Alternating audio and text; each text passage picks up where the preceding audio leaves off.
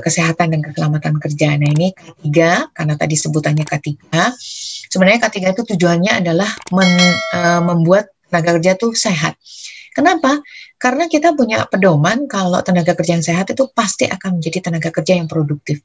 Dan kalau tenaga kerjanya produktif, maka kita harapkan kinerjanya juga akan optimal, sehingga akan membantu stabilitas ekonominya juga jauh lebih cepat. Tapi, pakai tapi ini, upaya kesehatan pekerja itu sampai sekarang masih juga dianggap pemborosan biaya.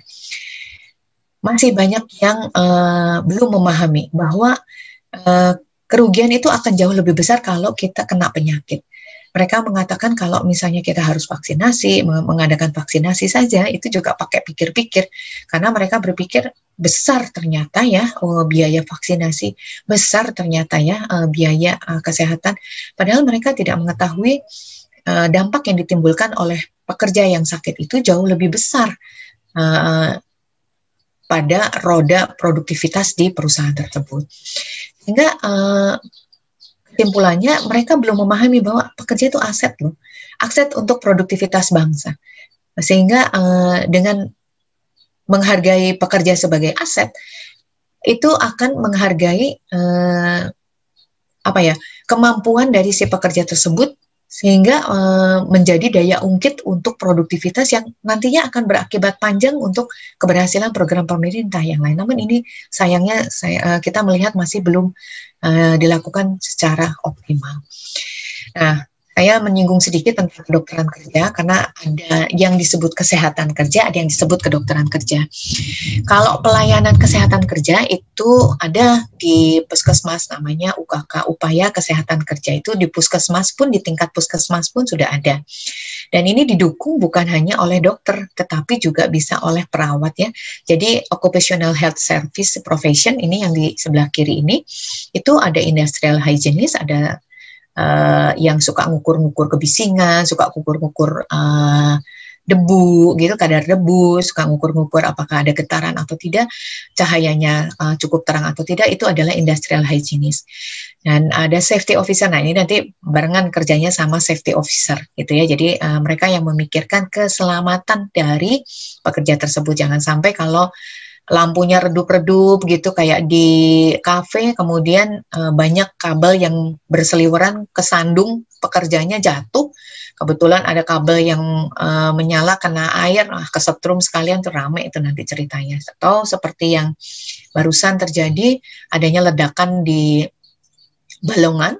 Nah itu juga menjadi concern buat kita, kenapa nih kok bisa sampai meledak, kemudian sampai menimbulkan korban jiwa. Ini juga adalah tugas dari seorang safety officer. Nah, tadi saya sudah cerita pelayanan kesehatan kerja bukan hanya oleh dokter, tapi juga oleh perawat.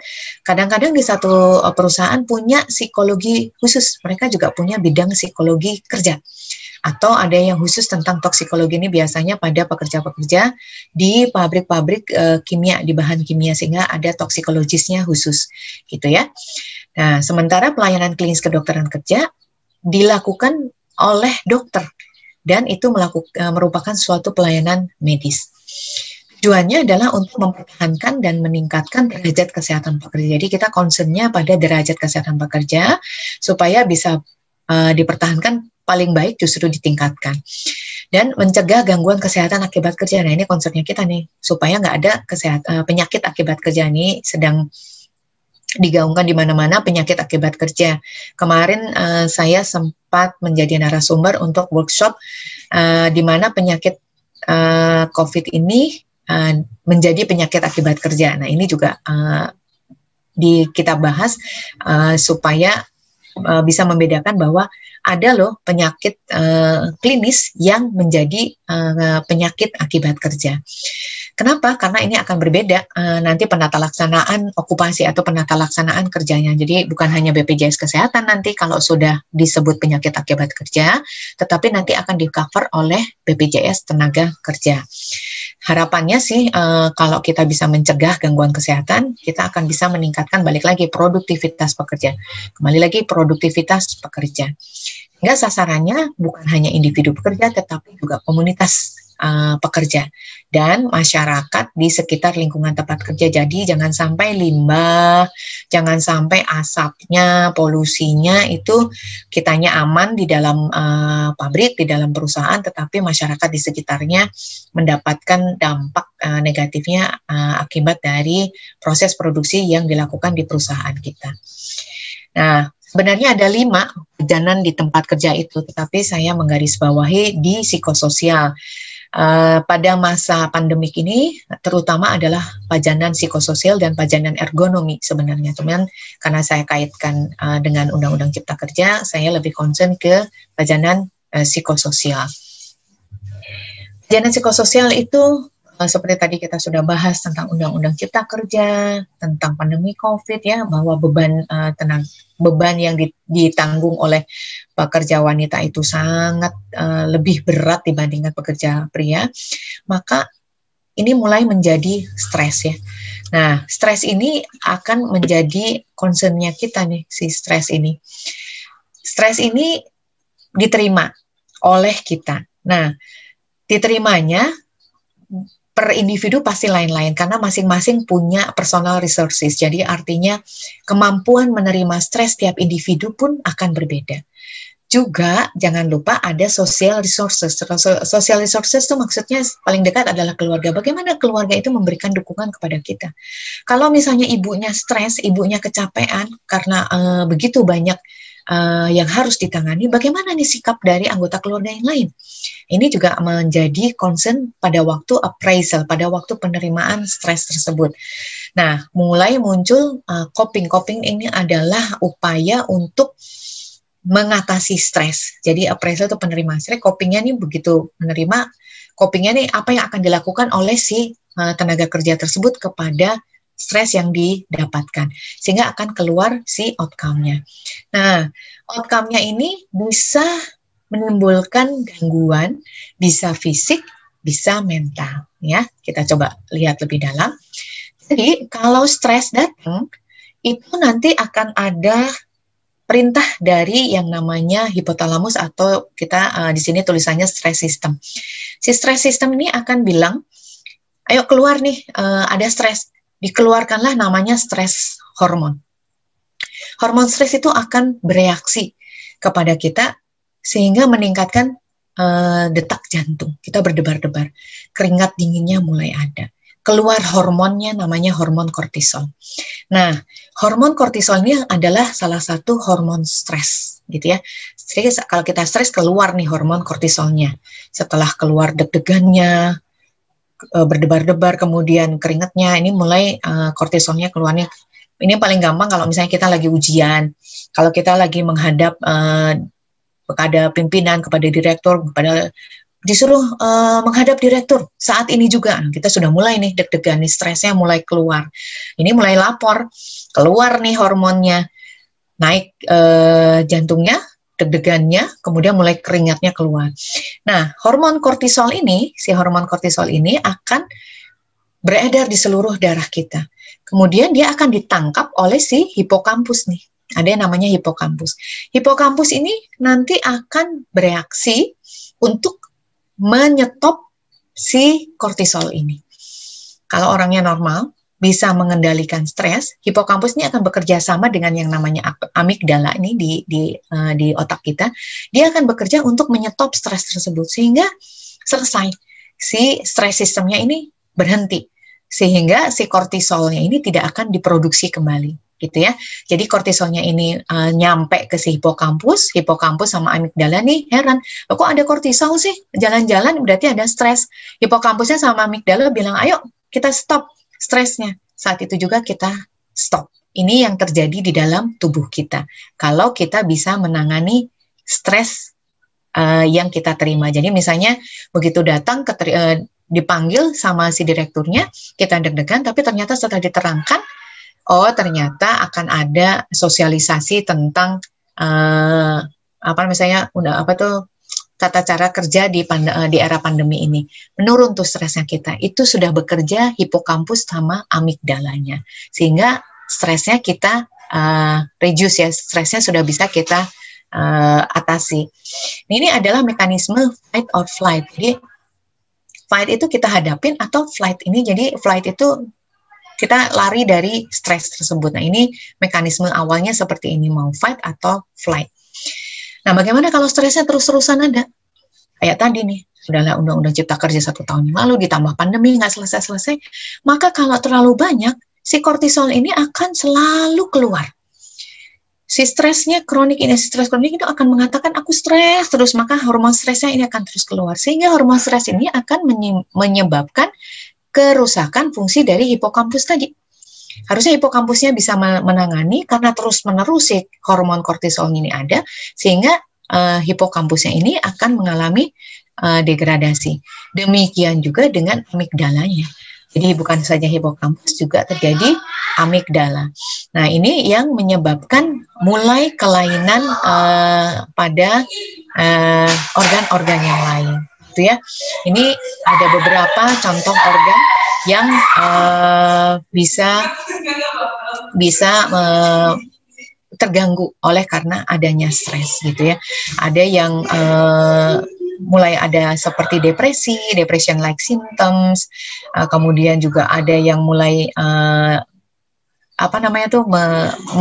mulai negative impact, jadi maksudnya mulai marah, iritatif, dan yang lain-lain. Ini kalau sudah lebih luas, maka ini bisa sampai ke organ-organ yang lain nih. Bisa sampai ke kardiovaskuler, bisa kepada joint and muscle, kita ngerasain sakit-sakit. Atau misalnya yang paling sering itu sebenarnya berdebar-debar sih. Paling populer tuh yang sering tuh berdebar-debar. Berdebar-debar terus. Padahal kalau di EKG, kalau diperiksa EKG normal.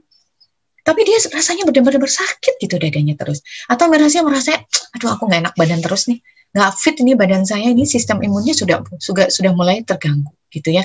Atau ada juga yang sakit mah terus, bukan mah dipanggil malam-malam ya, mah gitu, tetapi ini sakit mahnya, jadi sakit gastritisnya keluar, mulai terasa iritasi pada lambung. Nah, ini adalah mekanisme yang mulai terganggu karena hormon kortisol yang tadi muncul terus-menerus karena adanya stres. Nah, gejala-gejala stres yang umum itu adalah yang pertama mungkin sulit tidur, ada mulai insomnia gitu ya, ini sudah mulai mengganggu pusat tidurnya di otaknya, mulai sulit konsentrasi, ada gelisah, mungkin mukanya mulai pucat gitu. Jadi buat orang-orang yang seperti saya yang kulitnya gelap, kadang-kadang dibilang pucat itu rasanya jadi lebih bagus gitu, lebih cerah gitu, padahal mukanya pucat jadi lebih kuyu sebenarnya muka pucat itu ya. Dan jantungnya mulai berdebar-debar. Kemudian ada keluhan, nah ini sudah mulai keluhannya sakit kepala, ada keringat berlebih, kadang-kadang ada diare, kadang-kadang ada sembelit atau mah. Sebentar saya izin dulu ya, saya tutup dulu sebentar.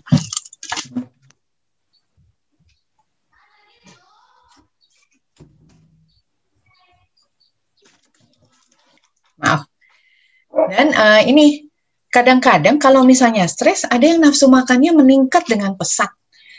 Jadi nambah berat badannya malah tambah banyak, atau malah sama sekali tidak mau makan, nggak doyan makan, jadi tidak berselera makan. Nah, ini juga ada dua fenomena, jadi tergantung individunya ya, dan timbul gangguan nyeri-nyeri pada bagian-bagian tubuh.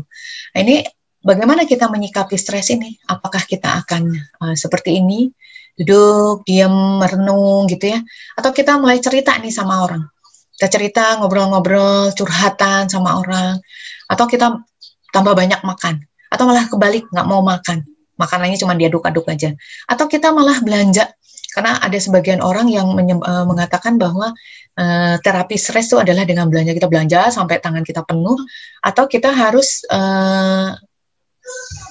menemui terapis.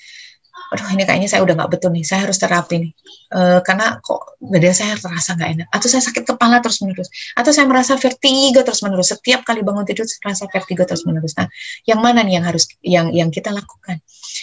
Nah, laksana stres itu ternyata ada dua. Kalau kita punya stres itu, ada yang konstruktif, ada yang destruktif. Kalau yang konstruktif itu adalah coping yang baik ya, coping yang baik, dan kita bisa menjadi orang yang lebih matang dan dewasa.